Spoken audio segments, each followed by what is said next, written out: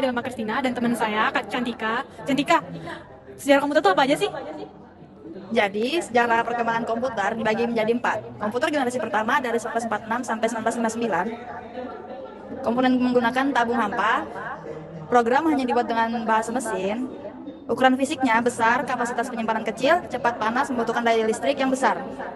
Komputer generasi kedua dari tahun 1959 sampai 1964, komponen menggunakan transistor. Proses menggunakan bahasa aras tinggi.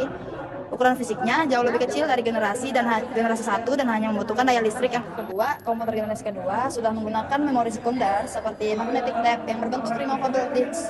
Kecepatannya operasi mendekati jutaan operasi per detik.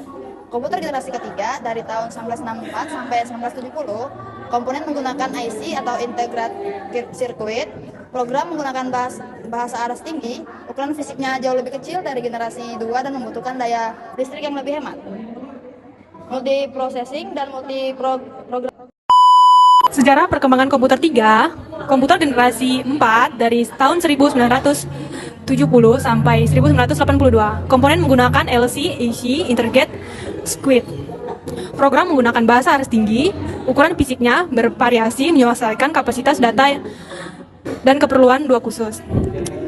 Sudah menggunakan memori sekunder yang berkapasitas besar dan bersifat random access. Kecepatannya dari mega hingga non operasi per detik. Multiprocessing, alat inputnya sudah berbasis grafik. Kemampuan komunikasi data antar komputer. Harga semakin murah.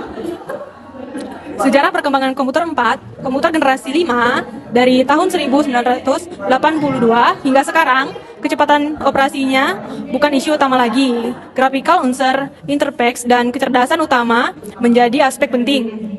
Mendasari OS dan sebagai besar aplikasi. Bahasa pemrograman berorientasi objek. Pengelolaan data bersifat terdistribusi atau tersebar. Nama saya Ami Hamida dan rekan saya Putri Wahyunita Sari. Put, gimana sih sistem komputer itu, gimana ya definisinya, dan ada berapa elemen aja di sistem komputer itu? Sistem komputer merupakan sekumpulan perangkat komputer yang saling berkaitan dan berinteraksi antara satu sama lain untuk menjalankan sebuah proses pengolahan data, sehingga dapat menghasilkan suatu informasi yang sangat dibutuhkan oleh penggunanya. Pada umumnya, sebuah komputer terdiri dari 3 elemen. Yang pertama, perangkat keras, yaitu hardware. Dalam sebuah perangkat keras terdiri dari prosesor, RAM, hard disk, motherboard, dan CPU. Perangkat lunak software, yaitu sistem operasi dan juga berbagai aplikasi yang dimasukkan ke dalam hardware dan bekerja sesuai dengan perintah dari pengguna. Yang terakhir, pengguna komputer, yaitu brainware, yaitu pemakaian atau operator komputer yang menggunakan komputer. Menurut kamu, internet itu apa sih? Karena kan internet itu berkaitan dengan sistem komputer, dan manfaatnya apa aja ya?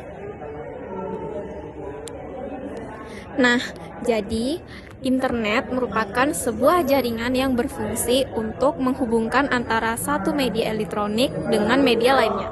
Jaringan komunikasi inilah yang akan mentransfer data secara tepat, cepat, melalui frekuensi tertentu. Adapun standar global penggunaan internet sendiri telah memakai internet protokol. Adapun manfaat internet yang lainnya sebagai berikut. Yang pertama ada memudahkan pelajar untuk mencari referensi. Yang kedua ada memudahkan komunikasi dengan guru. Dan yang ketiga mempermudah pemahaman materi belajar. Sekian dari terima kasih.